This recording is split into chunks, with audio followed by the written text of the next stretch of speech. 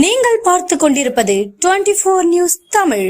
நாகை நகராட்சிக்குட்பட்ட பகுதிகளில் சாலையில் சுற்றித் திரிந்த 50 மாடுகள் விடிய விடிய பிடிக்கப்பட்டது. நகராட்சி ஊழியர்களின் செயலால் நிம்மதியடைந்த பொதுமக்கள். நாகப்பட்டினம் நகராட்சிக்குட்பட்ட 36 வார்டு பகுதிகளில் பகல் மற்றும் இரவு வேளைகளில் சுற்றித் திரியும் மாடுகள், ஆடுகள், குதிரைகள் மற்றும் பன்றிகள் உள்ளிட்டவற்றால் அடிக்கடி விபத்துகள் ஏற்படுகின்றன. குறிப்பாக மனித உயிர்களை காவு வாங்கும் வகையில் சாலையில் சுற்றித் திரியும் கால்நடைகளை எந்தவித முன்னறிவிப்புமின்றி நகராட்சி பணியாளர்களால் பிடித்து கோசாலைக்கு அனுப்பப்படும்.